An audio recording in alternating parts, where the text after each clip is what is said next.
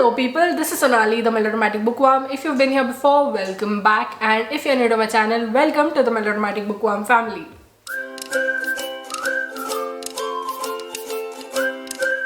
Also welcome to a brand new reading vlog in a series that I started this year in which I read my favorite booktubers' favorite books of all time. This is a passion project of sorts for me, so I was pleasantly surprised when episode 1 got the kind of love that it did from you guys when compared to many of my other videos, and I'm hoping that you will show the upcoming episodes the same kind of love as well. I started this series of vlogs because I wanted to elevate the connections and the friendships that I've made here on BookTube. Like to show that even if two people don't like the same thing, they can still like each other. Like different tastes and different opinions can coexist amicably. So for this second episode, I once again asked my favorite booktubers to recommend to me their favorite books of all time. And these books are so staggering in the way they appeal to me, I can't even. And like in the first episode, I have personal recommendations from them. Like, what? But I will be reading each of these books for this vlog. A quick note, these booktubers are some of the best out there and each having a unique perspective to offer with their videos. And I figure that you are following them already, but if you aren't, I'd recommend go rectify that and subscribe to them ASAP. The links to their channels are in the description box below. The first episode in this series was supposed to have 4 booktubers, but due to time constraints since we were traveling to India, I had to make it 3. So first in this brand new episode is a booktuber who is so well put together, who has an amazing way of engaging his subscribers in the most meaningful manner, and who, in my opinion, is one of the best Indian booktubers out there. And that booktuber is Avdhoot from Read Travel Become. Look, Avdhoot's channel is one of my favorites because it has a thoughtful structure in how he recommends books. He goes right down to the essence and brings out nuances that will help you decide what you want to do about the book. And that, I think, is what a great booktuber is all about. Now let's see what book Avdhoot recommends to me. Hello everyone, hi, this is Avdhoot from Read Travel Become. Thank you so much Sonali for having me. Although it's very hard to recommend one book which is your absolute favorite, I'm gonna recommend a book which is one of my favorites and which I'm rereading these days. The book is Into Thin Air by John Crocker. This book is written by John, who is actually a journalist and a writer, and he decided to go on an Everest expedition in May 1996. When he did so, it was very unfortunate for him that that year was one of the worst expedition experiences of all time for the Everest. So he has written all about that expedition in this particular book. In the group in which he was, a lot of people lost their lives. This book is an account of that expedition. When you read about Everest in general, you feel that yeah, it's a mountain and people climb it. But when you read this book, when you read about the experiences that people have had with Mount Everest, you would get a very different picture of Everest. It's more of a symbol for people to come to overcome all of their challenges. It's like literally being on the top of the world, right? How Everest is almost spiritual and religious to a lot of people. How climbing it when the oxygen levels are low, when you climb the mountain, you almost see God and all of these things. So that's why I love reading this book. It's a reality check of how hard nature can be, how you should not mess with nature. And it also talks about how this giant mountain is so much more than just a mountain. So I love reading this book. So I went and got myself a Kindle copy of the book, and now it's time for me to read Into Thin Air. I mean, it's been time for me to read this book for a long time now, but this time I'm actually going to go and read the book to see whether I like it or not. Let's go. Hi there. So it's been a while since I did that introduction, but due to various reasons, health, sleep problems, this, that, 10,000 different things that keep coming up every single day, I have only been able to read 50% of Into Thin Air by John Krakauer, and I was waiting to make this update so that I can proceed further. But this is a book that shatters you from within. This is about the 1996 Mount Everest expedition that the author was on. He was there to write a piece for Outside magazine, if I'm not mistaken, and he was going to go all the way to the top. But unfortunately for him and for many people in that expedition, the weather conditions did not allow for a smooth expedition. And the author starts off by giving us a summary of everything that happened, like the bad news. He introduces us to the people who were in the expedition. 4 or 5% of the book took up only the names of the people who were involved in that expedition. And to read that list, it sort of made my stomach drop, because to read about it from this point in time, when you know what's happened on that expedition, it sort of breaks something inside of you. Because even though I didn't know the details, I knew that something like this had happened. I just didn't know that it was John Krakauer who was on that expedition. And there are so many things that you find yourself learning in this book, be it the details about Everest, the history of it, how it was named Everest. It was called Sagarmatha, and couple of different names. There is so much that the author covers in here. It is a difficult thing to write about after having been through so much thing and having lost so many people, but the author does all of this very well. Oh my god, every time, every page that I read of this book, it's like my stomach turns over. And to see what these people talk, the conversations that they have, and the way they show confidence and all, and I'm like, oh. And every time I open this book, I'm this close to tears. And his writing transports you to the landscapes that it describes, and he's very good at it. Okay, I've made a list over here about what all the book covers, what all Krakauer's writing covers. It's like, as I mentioned before, the history of the naming of Mount Everest, how Westerners took to its slopes, the discourse around the capitalism that seems to have taken over the mountains, and the things that capitalism solves, as well as the problems that it creates, politics, attitudes towards climbing, and so much more that helps you understand the atmosphere at the time of the expedition in which the climb was made. And the writing that describes all of this is so engaging. Even though it's a grim account, you just want to keep reading, even though you know that you are going to get your heart broken. And every page you turn, your heart breaks anyway.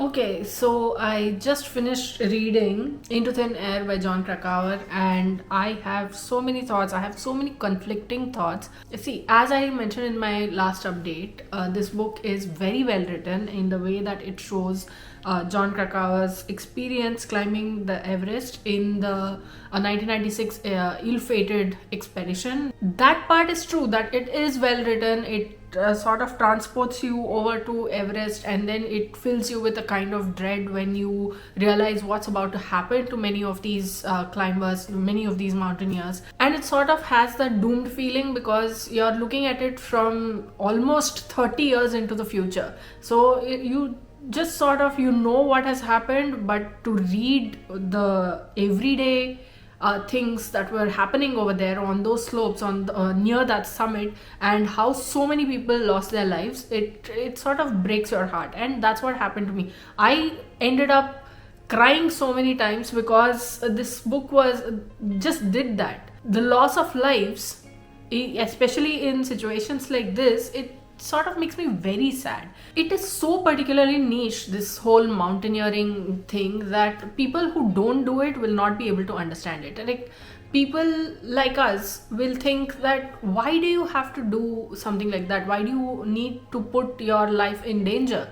And in this, John Krakauer tells you this one thing that will stay with you, because that's exactly what it is. We will not be able to understand them. It is that pull of the mountains that brings them to that point. People who don't climb mountains, the great majority of humankind that is to say, tend to assume that the sport is a reckless Dionysian pursuit of ever-escalating thrills. But the notion that climbers are merely adrenaline junkies chasing a righteous fix is a fallacy. at least in the case of Everest. The ratio of misery to pleasure was greater by an order of magnitude than any other mountain I'd been on. I quickly came to understand that climbing Everest was primarily about enduring pain.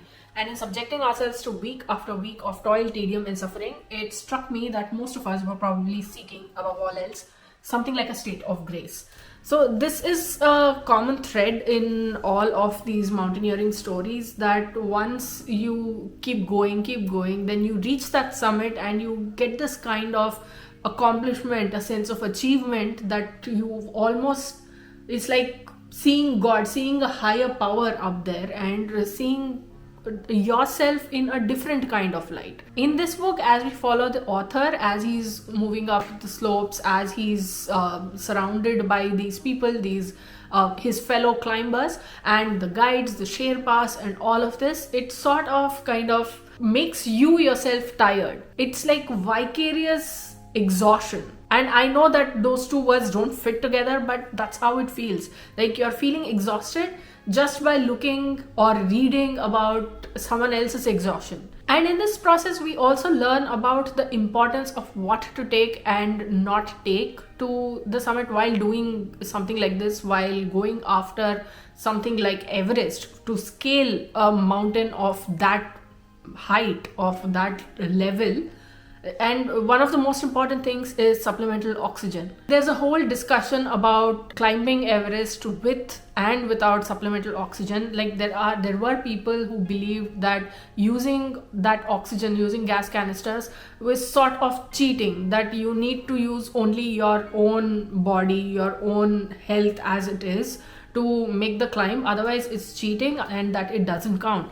And then my thought at that was, well, in that case, don't use ropes, don't use ice axes, don't use your crampons. Let's see how far you get, right? That's not how it works. I'd like to see you do it with your bare hands, but that's not possible. That's not logical, is it? So if you have resources available to make your own life easier while achieving a sort of milestone of this sort, use it. Don't be a snob. And there's also a slight commentary that feels like an analogy to normal life. Unfortunately, the sort of individual who is programmed to ignore personal distress and keep pushing for the top is frequently programmed to disregard signs of grave and imminent danger as well. And then he goes on to talking about Everest climbers and how this applies to them. This forms the nub of a dilemma that every Everest climber eventually comes up against. In order to succeed, you must be exceedingly driven. But if you're too driven, you're likely to die. Above 26,000 feet, moreover, the line between appropriate zeal and reckless summit fever becomes grievously thin. Thus, the slopes of Everest are littered with corpses. And one of the last good things that I thought about this book, which it sort of devolved later on, I'll get to that point. I was reading this when I couldn't sleep at night, and my thought after getting to a certain point was that I would not recommend anybody reading this just before you're going to sleep, because these thoughts, the images that the words create, they will not leave your mind. They will plague you. Like Krakauer has a very matter-of-fact way of writing, which it should be because he was so close to what happened. He was in that. So it's his very matter-of-factness that sort of makes it more emotional. And that will be something that I will remember, that I will take away from this book. However, there are issues with the book that I have that I cannot ignore, because the more you move forward, the more you realize that Krakauer is telling this in a matter-of-fact manner. Sure, him having these opinions about his fellow climbers that sort of are unwarranted, could have, should have, would have kind of thing shouldn't be happening. People have lost their lives, and after coming back, you're writing this story and you are going on this whole rant against them. And it's not even the major things, it's in the slight microaggressions that you fall. Which is why I didn't pick up on them until after I was halfway through the book. He is quick to point fingers. He is quick to say that this person got cocky. This person should not have done that. That person should not have done that. Like he himself says that, going to the Everest, going so high above sea level, it sort of things change, circumstances change. So to apportion blame like that, it didn't feel like it was in the best way. And maybe I should have picked up on this sooner, because at one point John's wife Linda argued with a mix of despair and anger. It's not just you who'll pay the price. I'll have to pay too, for the rest of my life. Doesn't that matter to you? To which John said, I'm not going to get killed. Don't be melodramatic. At that point, I was like, yeah, when your wife is telling you that she's concerned about something that might happen to you, tell her that she's being melodramatic. Brush her aside like that.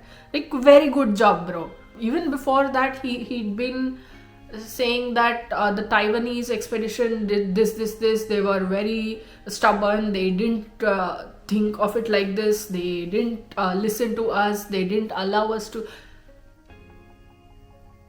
Everybody is there for a reason. You work something out. I mean, there is one guy who I will agree with his assessment on, given whatever has happened. I think it's a sort of a across the board, we agree that this guy is a complete jerk kind of thing.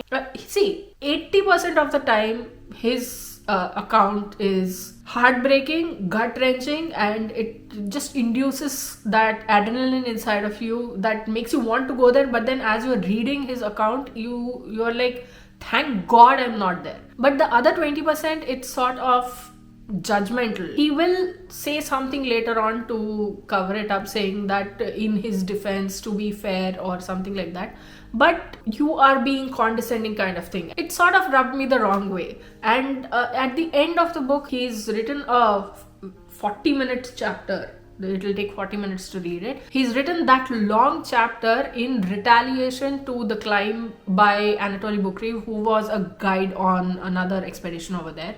And he's sort of going back and forth, trading notes, trading experiences and the like. It might be true, and it might be the right thing to do for an author to actually speak out against someone who is discrediting them.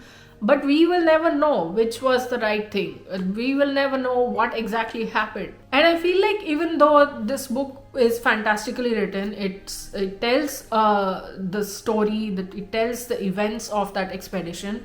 I just feel like these sort of undercuts kind of thing, it sort of undermines what he's trying to say. Because I could gauge those little jibes throughout the book. For anybody who is not him, like, he gives off a very woe is me kind of situation. But when it comes to thinking the same thing of other people, he does not accord them that kindness. So I don't know what to think of this book. I did like a huge chunk of it, but it was these small things. In fact, there were small things that added up to quite a considerable chunk, which I sort of made me and is making me uncomfortable even in hindsight, even if it's in very recent retrospect. So unfortunately, I'm going to have to consider that this book did not work for me. Sorry, Avdhoot. I know you love this book and I totally see why, but there are reasons that it did not work for me. So this is going to be 0 out of 3. Oh God. Okay. The second booktuber who is recommending one of her favorite books to me is one of the first Indian booktubers that I followed. She has been such an inspiration in my booktube journey, and much to my delight, I've been able to collaborate with her multiple times so far. It's safe to say that this video series would not be complete, it would not get made without a recommendation from her. And that booktuber is Meera Nair. I love Meera's booktube style, and if she recommends a book, more often than not, it's going to be a yay for me. And I'm hoping that that is the case this time as well. Let's see what book she is recommending. Hey everyone, my name is Meera. I have a YouTube channel called Meera Nair where I post videos about books, TV shows and the occasional travel vlog. Sonali asked me to recommend one of my favorite books to her, and I thought long and hard about it because I wanted it to be a book that's fun to read but is also meaningful in some way and leaves a lasting impression. The book I have picked for you, Sonali, is The Happy Life of Isadora Bentley by Courtney Walsh. This book means the world to me. It made me feel seen, It's a contemporary fiction about a woman who has just turned 30. She doesn't have a lot of friends, she tends to keep to herself, and she believes that happiness is not something that you can choose. So one day when she comes across an article titled 31 Ways to Be Happy, she thinks to herself, wait, that can't be true. So she sets out to prove the author wrong by doing all of those 31 things. Some of Isadora's thoughts and way of life resonated with me. I also have my own idiosyncrasies. So reading about a woman who is embracing who she is, but also willing to learn and grow, all of that just kept me hooked to the book. It's one of those novels that just fills your heart with joy. I laughed out loud so many times while reading this book, but I also did shed a few tears. It's just a wholesome book all in all. One of the main reasons why I'm recommending this book to you, Sonali, is that I have a feeling you're gonna like Isadora's character voice. The sense of humor in this book is top notch. At least I found it to be so. I hope you find it to be fun to read. And the rest of you who are watching this video, I hope you give this book a chance too. I am telling you that you're gonna love it. I can't wait to see what you think about this book, Sonali. Thank you so much for including me in this video. Now, this is a book that sounds so good. I immediately went, I need a copy of this for myself. I don't care which form. So I went scouring and I found a copy in an online used bookstore over here, and I immediately ordered it. So here I am, ready to read Meera's book recommendation to me, which is The Happy Life of Isadora Bentley by Courtney Walsh. Hi there, so I have been reading The Happy Life of Isadora Bentley and I am on page 77 right now, and I am really enjoying this. This is so funny, it's so relatable, it's so relevant to my life as well, and the way the author has crafted this character called Isadora Bentley, it seems too familiar because it feels like I'm looking in a mirror, but I also feel like, am I really like this?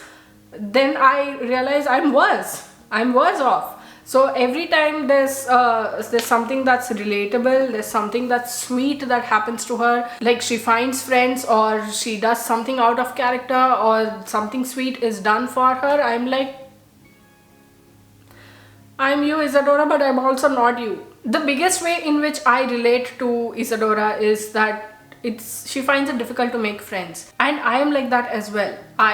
It's very hard, very difficult for me to make friends, especially because I am such an ultra introvert. So it's difficult to make friends. So when I see Isadora doing the same, I'm like, I feel you. I mean, it's not like I think that being alone is the best or something like Isadora does, but it's just that I want friends, but I can't make friends. So anyway, so I will read more and then I will come and get back to you. And at this point, all I can say is that I see why Meera loves this book so much. It's great, it's fabulous, it has nuance, it has feeling, it has everything, so far at least, that will keep you hooked to Isadora's story.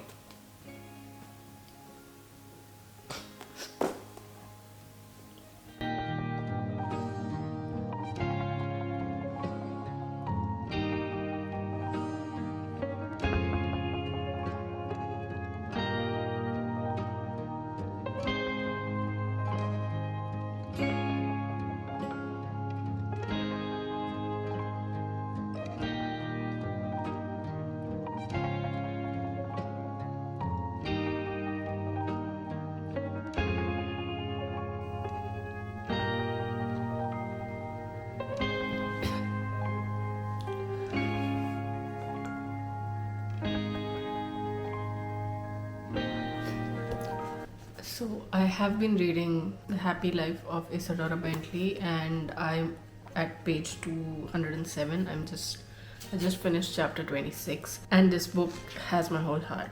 I love this book. I've cried so many times. I've laughed so many times. It's so brilliant in its simplicity because Isadora Bentley is someone who likes to be alone, but she's also not the kind of person to put away experiences behind a closed door.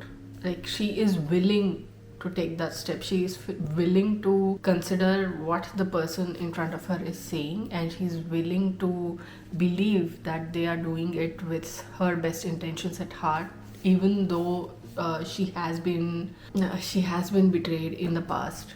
The way she is now going on this whole research project to see if the 31 ways to be happy that was published in that magazine, if those are actually true, whether one can be happy by following all those ways, or one or more of those ways. And when she sets out on this project, the way she starts to form connections and the way she is cautious, but she's also not afraid to take that new step. I mean, sometimes she's very clumsy, she's very awkward, and I feel that in my bones.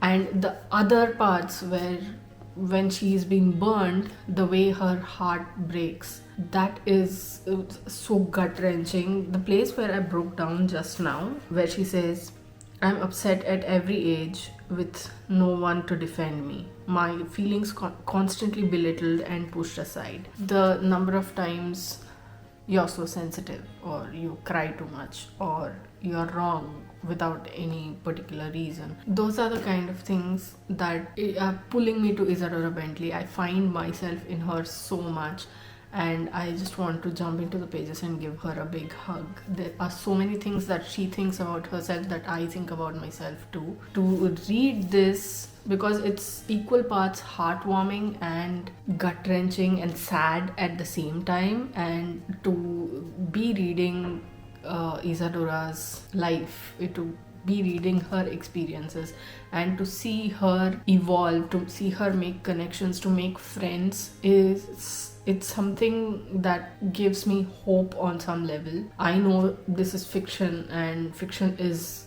starkly different from real life. It's just that sometimes a book comes along and it just envelops you in a warm hug. It's what you need in that moment, and I think this is that book for me. For at least right now, the characters in this book, there are some that I absolutely loathe. There are some that I just want to, smack upside the head. But the active players here, be it Marty or Darby or Cal, they are just so sweet, so lovely to Isadora that it just warms my heart. And every time I see their exchange, it's just like they are telling me, they are giving me strength, and they are propping me up. Even Delilah, the little 10-year-old Darby's daughter, even she is someone who I sort of really love at this point. So this is a book that I have a feeling I'm going to love to the point where... Hello there! So I finished reading The Happy Life of Isadora Bentley last night, and it was wonderful. It was such a well-rounded story, although towards the end I did feel like it was dragged out a bit. It didn't need to be that much of a behavioral gymnastics sort of thing, but overall I do think that it is a very well written book. It explores happiness, it explores human beings, and it explores the mind of someone who has been brought up in the way that Isadora Bentley has. It was great. If a book makes me cry, I'm going to obviously rate it higher. It's obviously going to become a favorite book of mine, at least of the year in which I'm talking about, and I will remember this book for a long time to come. And I see why Meera loves this book so much, and I'm going to consider this a win. So this is 1 out of 3. It's a win. I don't know what else to say about this book except that this is classified as contemporary romance, but it focuses on Isadora's life more than anything else. I mean, yes, there's romance, but the focus is on how Isadora evolves as a character, evolves as a person, and that is what you need to take away from this book. I mean, of course, the romance is also like... But her growth, the character development in here, it's just off out of this world. The thing about Isadora that I really love is that she is willing to make changes. She accepts herself, she accepts her flaws, she accepts that maybe she should be doing this, and maybe she should be accepting this, maybe she should be doing a lot of other things. Of course, some of those will also come under the maybe it's just me, maybe I'm the problem kind of category, which is formed from sort of a trauma kind of thing. But in the long run, as long as she is open to that change, as long as she is open to that possibility to acceptance, that's the best way to go. And so if you haven't read this book, read it. It's great. It's sort of a study into a character who is unhappy and who is a researcher who, sets out on this journey to find out whether the 31 ways to be happy is right or not. Is it true or not? She sets out to disprove it, and then along the way she finds out so many truths, and she finds out so much about herself, about her life, and she gets explanations and she gets answers to questions that she has always asked and that have always plagued her. It's great. I mean, it's not a 5-star read for me because of the draggy parts towards the end that it felt like to me, but it's still great. Love this. Thank you, Meera, for this recommendation, and this is a win. I'm counting this as a win. This was a 4.25, which is a great rating, and 1 out of 3. So that was Booktuber number 2 and book number 2 for Reading Booktuber Favorites episode 2. Oh wow, that worked out really well.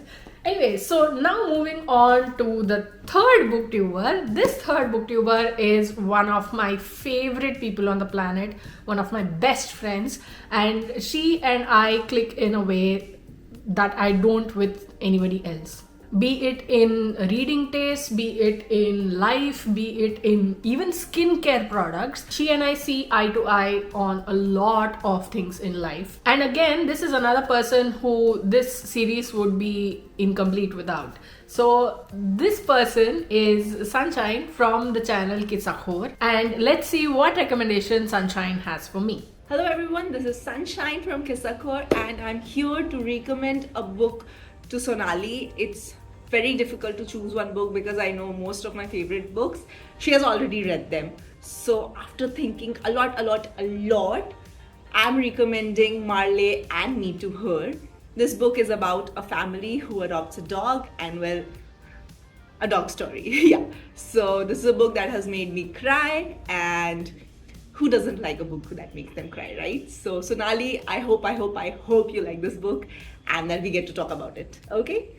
See ya. So just like Isadora Bentley, I bought Marley and Me as well, and I cannot wait to start reading this book.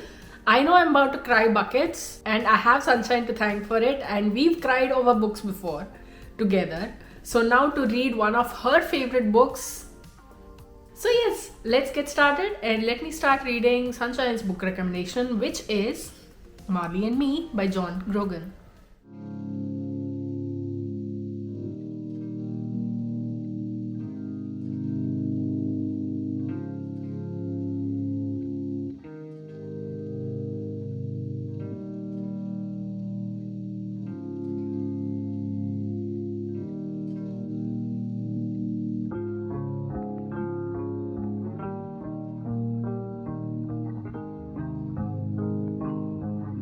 It's been a while since I've checked into this vlog, so I'm here to give you a little bit of an update as to what I've been doing with Marley and Me.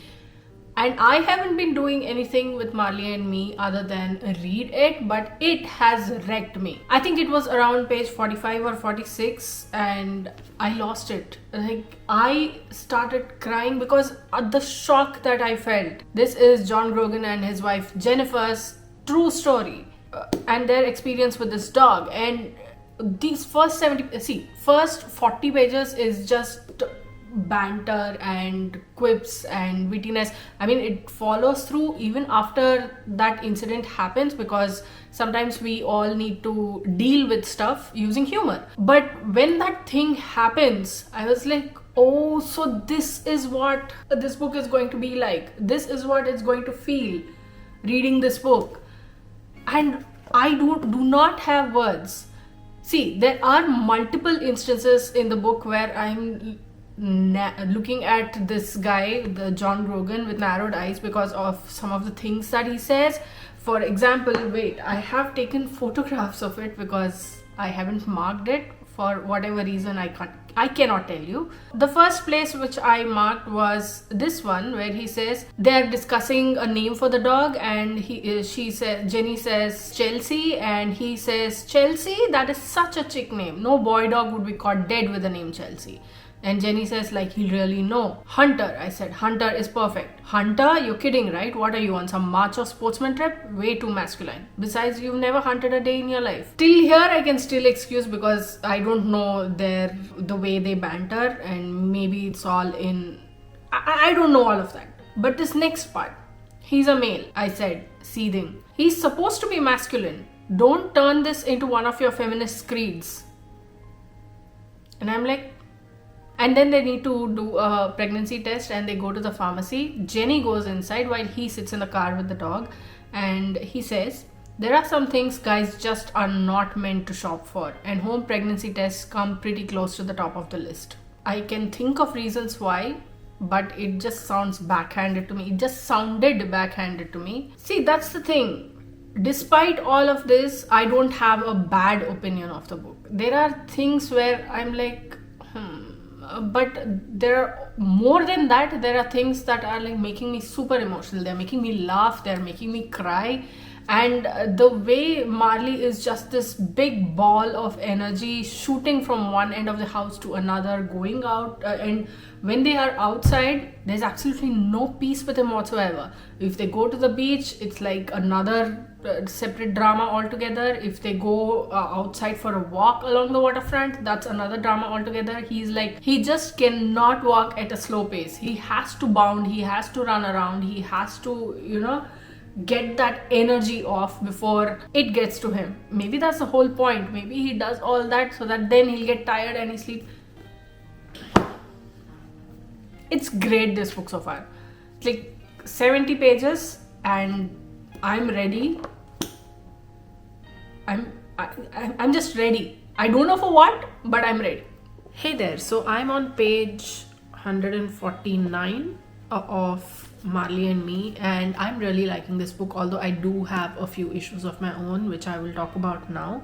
The biggest of my issues is that this guy, this author, he tells everything from his perspective. Obviously it's his memoir with Marley and his family, but sometimes it feels like he doesn't understand his wife, because at one point Jenny and John, both of them have their second kid, and she has postpartum depression, and all he does is focus on how to make Marley better, how to train Marley better, how to focus on this.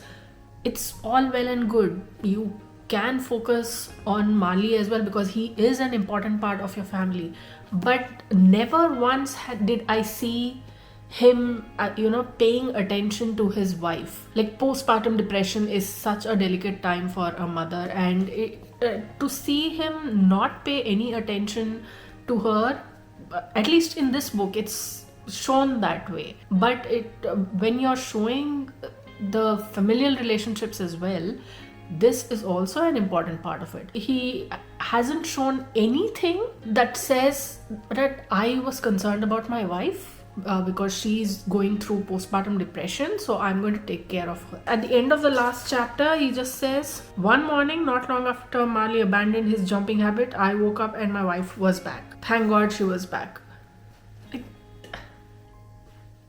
You can't... And there's also how the author talks about women sometimes. I mean, it's not always, but there are these one-off places where I feel like, okay, am I gaslighting myself? What exactly is going on? I don't know. I don't know what to think and all of that. So there is this one place where he is talking about how the area that they're living in is now, the crime is ramping up, and he goes out to buy a newspaper in the morning, and he says, and again we were approached, this time by two young women, teenagers really, who both looked strung out and nervous. Unlike the first woman we had met, who they had met the previous night, one of the previous nights, they were not terribly attractive and had taken no efforts to make themselves more so. I mean, how's that got anything to do with you? And it's just that one part in my brain that's going, And this next thing, it's not an issue that I have, but something that I want to point out, that the hospital that Jenny gave birth in, I don't remember the name, I think it was St. Mary's Hospital in Florida. Donald Trump's second wife also gave birth to their daughter over there, and he is mentioned in this book. He and his wife, and his then wife, or his then girlfriend, I think it was, are mentioned in this book. And I'm like, because his Florida mansion, I think it's a 58 bedroom mansion, I think it's called Mar-a-Lago, and that's here. And I'm like, we were just reading about it on social media the other day. I don't remember what about it was. The mention of this character over here, the character ticked me off, not that these people were at the same hospital. And then circling back to the point where he doesn't seem to be paying any attention to his wife. He goes, the thought of giving him up, Marley, seared my soul. But I had 2 children to worry about now, and a wife whom we needed. You do realize that worrying about your wife is also a thing, right? So it was these small things that sort of... And then there's also the point where their treatment or their disciplining of Marley is like... Okay... See, I'm not a pet owner, so I don't know how these things work, but sometimes I feel like they did get a little too violent. But maybe it's just me. I don't know. I just don't know. But at all other times, this guy is funny. There are places where I was like snorting out of laughter because they were that level, next level funny. Not everything went down easily, and Marley vomited with the ease and regularity of a hardcore bulimic. We would hear him let out a loud gag in the next room, and by the time we rushed in, there would be another household item sitting in a puddle of half-digested mangoes and dog chow. Being considerate, Marley never puked on the hardwood floors or even the kitchen linoleum if he could help it. He always aimed for the Persian rug. So it's these funny tidbits that are keeping me going. I mean, it is a riveting read. I've read, I think, 70 pages of the book today. 75 pages, which is a record going by how my reading has been of late. And I am riveted. I am really enjoying this book despite those... I don't even know what to call it. What is the word for that? Disagreements? Mess? I don't know what to call it. But yes, that is the update that I have for you with Marley and Me. At this point, this is going to be a positive. So a few days ago, I finished reading Marley and Me by John Grogan, and I must admit, I didn't know how to process it.